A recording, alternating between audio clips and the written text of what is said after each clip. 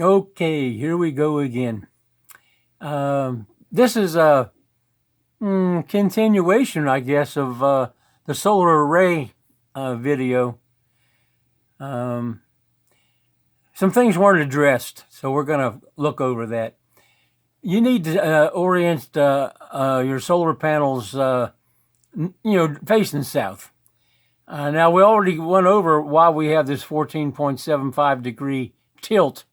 That's the mean angle of the sun, average for the year. But the rotation around the left-right, that's important also to get it pointed south. Now, if you take a little 2.5-inch compass dial with a needle that's probably 2 inches or less, you can stand over a line and you can get it probably within 2 degrees without much trouble. Trouble is it doesn't read north-south, it reads magnetic north-south. The iron in the Earth's core is closer some places to the surface than other places, and the metal in the core, which is what's making the magnetic compass work, is that metal. It's because it's left or right, the center of it's left or right of where you're standing, you get a deviation called magnetic deviation. And you can correct for that, and we'll get to that later on. But we're going to just read this thing down here on how you can actually do it. Well, I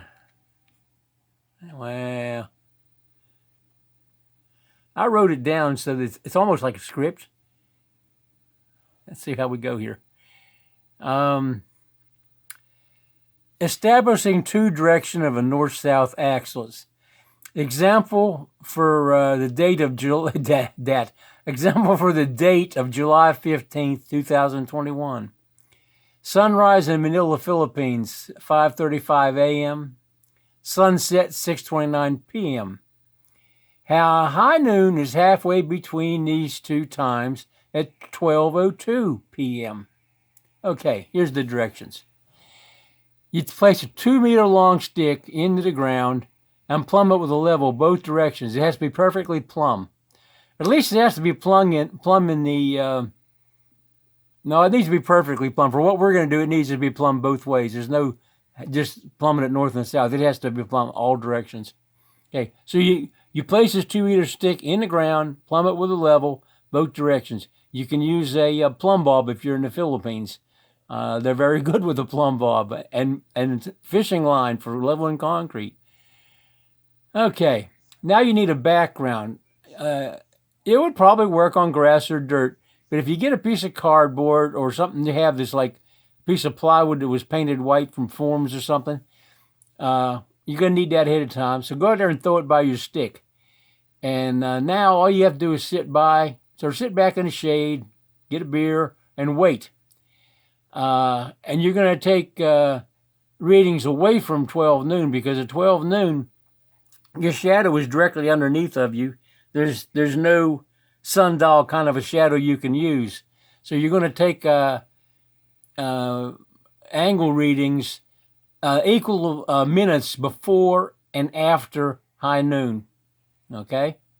That's because you'll have a shadow then. I've chosen 2 hours before and 2 hours after noon. For this example, we chose 10:02 a.m. to 12:02 p.m. So when it gets close to 10:02 a.m., you go out there and you get your piece of cardboard or whatever, throw it on the ground, and there should be a shadow. If there's no shadow, you're in a cloudy day and this isn't going to work. You got to wait. But provided you're an average day and you get a shadow, oh golly, there goes my picture. You're going to take a string, tie it around your stick, and pull it out, in the direction of the shadow, so that the string is right in the middle of the shadow. And you want to go out at least 2 meters. You can go as far as you want, but it has, try get a pretty long extension of the shadow. The shadow itself is only going to be maybe 10 or 12 inches, but you can go out 2 meters or 6 feet or anything, because it's going to be more accurate in the end. And really study on it to get it right down the center of the shadow. And you got a couple of minutes to get this. It's constantly moving, but it's not moving that fast. Now you need a stake out there, or whatever distance you're going out from your vertical stick, and the stake needs to be something you can drive a nail into the end of. And you pull your string out there, and the nail, the distance from the nail to the stick, that's where you tied your string. Well, you just pull it till the string is tight, and that measures the distance because you've already measured the string. And you knock it in the ground. And then you go back, get another beer, and wait. It's going to be 4 hours. 2:02 p.m., you place your background cardboard on the ground again to show a shadow. Pull a string tied to the base of the stick out 2 meters. Center it on the shadow, and drive a stake to hold the string. Same deal, nail in the end. Okay, now you're ready to actually find things. Measure the distance between the stake ends of the two strings, and divide by 2 to get the center of the string. At this point, you loop a string around your stick, and you pull it out right across where you measured the center of the string between the two stakes, and that's exactly north-south. It's a solar north-south for your particular site. I don't care if you're wanting to build a off-grid cabin, and for some reason you want to actually orient it to the compass headings, or usually you turn it for a view in that case. But for solar panels, you really want to get them the best output you can. Okay. That you got north-south at that point. You can extend that string, from the stick that goes across that center measuring thing. You can extend it out for 50 feet if you want. It won't change the angle. It just changes to a more usable distance. And I didn't bother to tell you throw the cardboard on the north side of your stick, because that's where the shadow is going to be. When you toss the cardboard down, you're going to put it where the shadow is. So it's kind of hard to screw this up. Now, we're going to talk about the other thing down here. There we go. Whoa.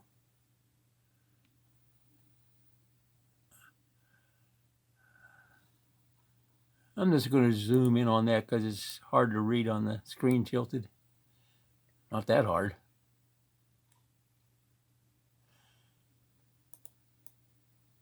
Okay, I'm going to read this and it'll make more sense.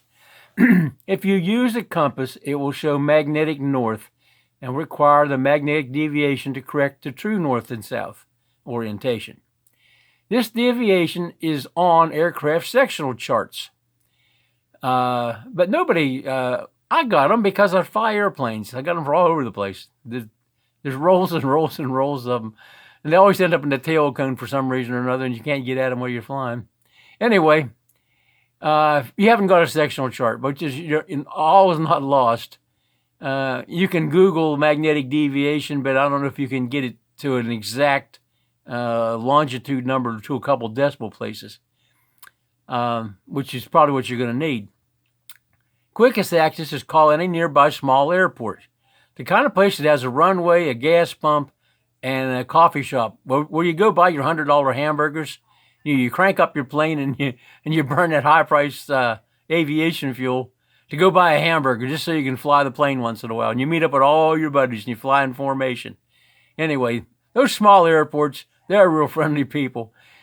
They'll probably tell you on the phone, but if you go there, somebody will give you a ride. You can go see your site from in the air. And that doesn't cost anything. They just love to do it. I mean, I would. I've taken people up. Anyway, you go to the airport and you ask for the magnetic deviation. They have to know where it is because the compasses in airplanes are magnetic compasses. And the ground that you're trying to fly from one place to another on, it's not down that compass heading. You draw a line on your map when you're still with the coffee shop, a light line. Otherwise, you'll obliterate your map after a few months. And of course, they update them all the time. You have to buy one every 6 months anyway. And if you're going to a new place, you always buy one. They sell them at the airport. about $3.75, something like that. But you've got a line drawn on your map where you want to go, and you have to fly a heading. Well, you can't fly the magnetic compass heading because that it's gonna be magnetic. It's not gonna be true. You need a true direction. Now you can set it in the air. You look for farm fields, and you'll see that they have pretty straight edges on them, and there'll be a lot of them. Some of them huge, some of them not so huge, but those lines, those edges of those farm fields are pretty much on the compass headings, or the true headings rather, because they're laid out by surveyors. So you get one that's you're just going to have to go off course for a minute and fly. Line the nose up with one of those long field lines, either north and south or east and west, and see what heading the plane is reading, and compare that to your ground track, and you can tell what the deviation is within about a degree. And it could be off as much as 8 degrees. There's a couple places in the world that are off 15 degrees. I've never been to one of those, but I've been to one that was 8 degrees. That's a real eye-opener. Anyway, at that point, you know what compass heading you need to fly a certain direction. And if you stay on the over those farm fields, just do a loop around them or something like that, you fly down the line and hold your plane on the compass heading, and you can figure out how much wind drift you got, how much you're going sideways of your heading. And obviously you want to pick a direction down the field edge that's most closely aligned with where you're trying to go. But you can get your wind drift, and it's called pilotage. You can fly from one place to another without going to those bowling pins. I mean, omni stations. Let's not call them bowling pins. Anyway, it's easier to put the stick in the ground, but you can use a compass, and you get it close enough for practicality. But if you correct it for the magnetic deviation, usually it's like 3 to 5 degrees. 8 degrees was a lot. I'm not exactly sure where I was, but it definitely messed up my day because I didn't check it before I took off, and I didn't have the sectional out because I thought I could see my destination from about 7,000 or 8,000 feet, and then I got overcast, and nothing works the way you think. Now we're going to do something a little different here. Let's drag this thing in.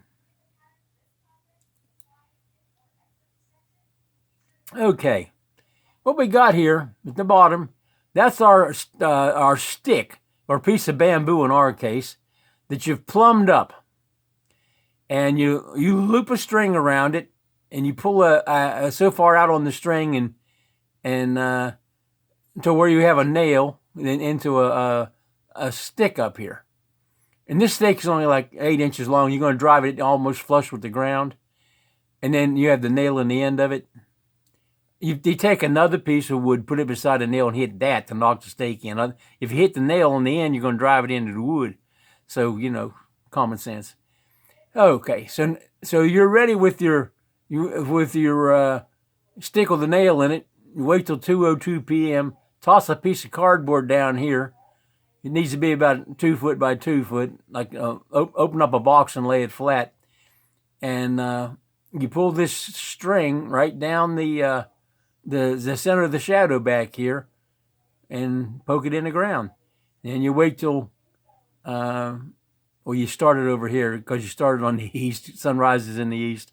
So you did this one first, and then at 2:02 in the afternoon, depending on how many beers you've drunk, it's you need to do it the same day. Anyway, you put the second stick in. Now, between these two nails where the string is running, you have to measure that.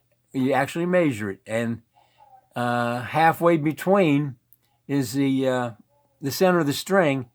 And if you pull a loop of string around your stick here, you go right over across that point, That is north-south. That's solar north-south. And that's the way the sun will hit your array at the time of year you're doing it. And it actually will probably hit your array pretty much exactly that any time of the year. The sun rises at a different angle. Like right now it's 27.6 degrees in the sky. And that's in July. It'll be lower in the winter, the dead of the winter.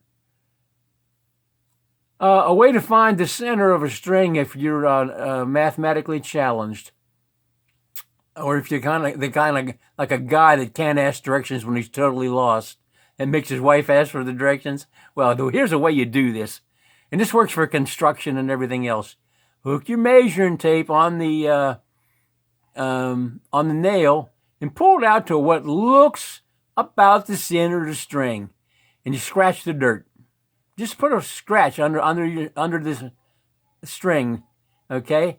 And you do it at you read it number. If it says like 57.6 inches, 57.625, whatever. You go and put your tape measure on the other nail and pull it back.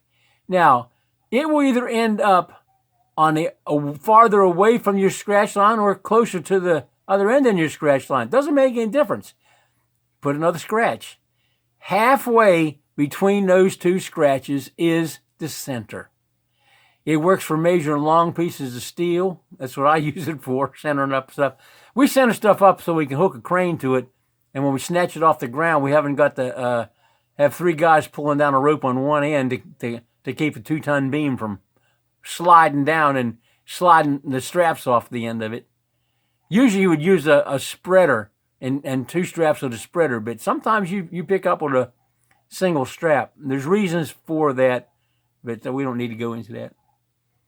Anyway, that's a little trick on how you find the center of something really long. That also works if you're trying to find the center of a 30-foot piece of steel and your tape only goes to 25 feet.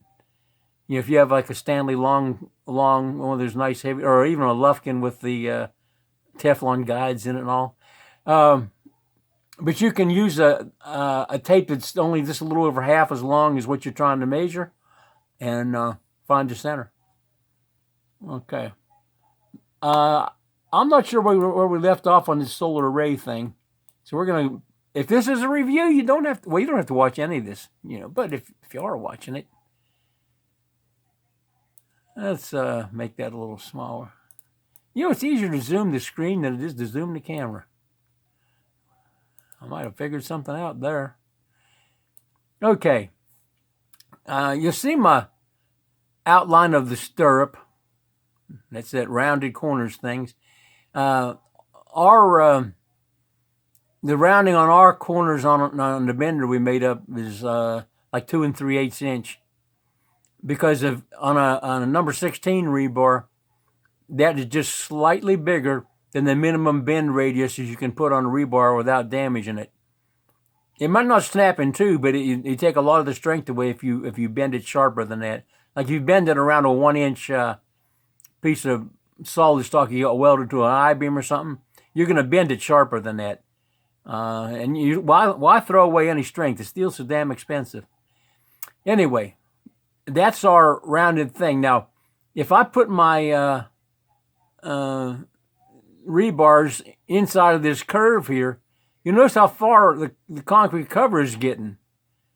From here to the end. It's not the 1.5 inches from the surface. Now, if I take them and move where I'm going to tie them, and this is it, I'm going to use 8 rebars in either case. I'm either putting them like north, south, east, and west, and then northeast, southwest, whatever. But if I put it here at the end of the curve and another one that way, and I just slung them out 26 degrees, trying to get more along the line of the edge. Okay. Anyway, that lets me put 8 rebars at a place that's easy to find on the stirrup. They got the number of bar diameters I need between any 2 rebars, I come up with this, and I thought it was right cute yesterday. So I'm gonna get them to do it that way. And then you have to know how many stirrups you need. So I punched them out a drawing for that too. This is the 3 different heights that like like that's the tallest one. Now I know that the leg is only just at 5 feet high, but it has to go through a 5-inch floor and into a 10-foot a footer block. So it's going to be bigger because it's going deeper than the surface of the floor. And of course we have one for each of the 3 lengths here. And then another copy of what it's supposed to look like. And let's see here.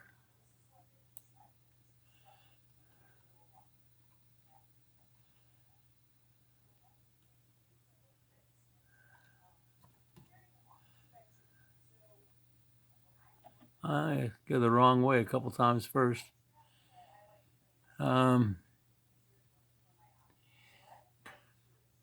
This is what the rebar for the post looks like, and of course you can count these stirrups. Well, on the previous drawing where it was in black on gray or whatever, but you can count how many stirrups. There's 1, 2, 3, 4, 5, 6, 7, 8, 9, 10, 11 on this one. This plate up here is just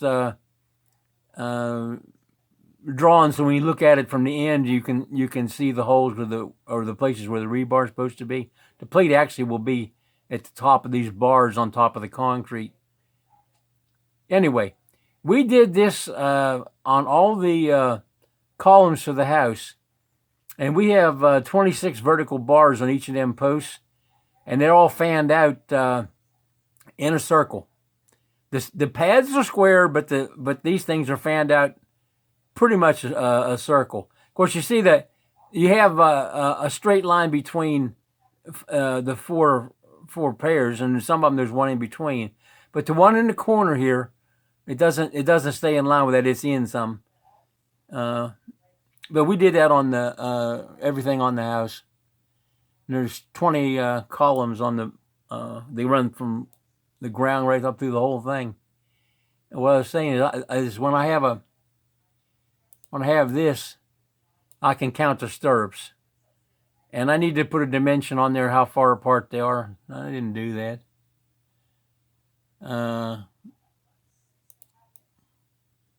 Also,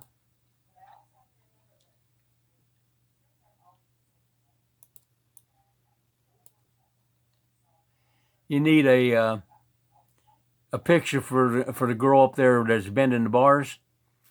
I mean, Bea wants to know what you want. It doesn't say make one to fit this, She, how long is it? How like I can take a read the center line of this, and I can tell her how long the bar has to be. But I'd rather she bend them and then cut them off, because then they'll be exactly the same. But she needs to know these numbers so that she knows how to get to what they call the pattern. Once they mark it with chalk where the beginning of the drum on the bender is, and they make what they think it ought to be, and then they measure it, and then they adjust the chalk lines on that pattern piece. So if you started off with a full-length bar and put your 2 bends in it, and it doesn't come out, you can just shear it off at the end of the second bend, because you can't straighten and rebend it. It comes out a different way altogether. So what you do is just keep bending that in until you get one that's perfect. And it takes usually just a third one that's perfect. The second one's good enough to go. You don't throw that one away. You just make a part out of it, because it's not going to be off more than about 1/4 of an inch. But the third one, she hits it right on the money. And then once you know those numbers, because the 3 things on the bottom are the same. The band numbers on the bottom are exactly the same, only the height is different. And of course, it says on here 28 of each one required. And the cost of steel, you don't want to make a bunch of extra. It's like the stirrups. Not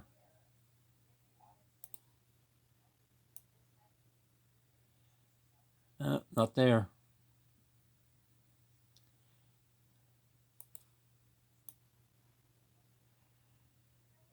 Written on the thing down here is how many stirrups to make. And the width no more than 13.97 centimeters. And that would be because the stirrup here has to clear a 3/4 inch threaded rod with a piece of 3/4 inch orange PVC, actually blue PVC. It's 2/3 the money and it's thicker wall section. Figure that out. But that's the thread protector, so you can unscrew it if you break it later on, or muck the threads up, or somebody comes out with a forklift and running them along the floor and cuts them off. I've had that happen a few times.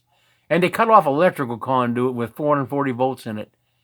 I don't know how they survived to get to be forklift drivers. Okay, so that's I think that's all we've changed. Well, we really haven't changed anything. This is just additions to the design work. And I'm going to try to get a guy out there tomorrow and measure from the septic tank to the fence and see how big the area is.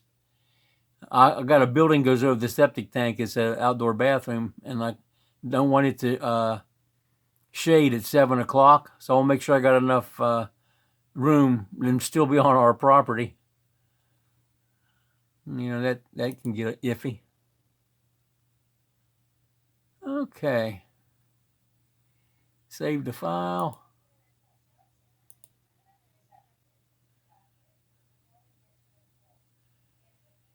Okay, y'all have a splendid day, and say a little prayer today for the Lord. And we'll see you next time. Let me see if I can stop this.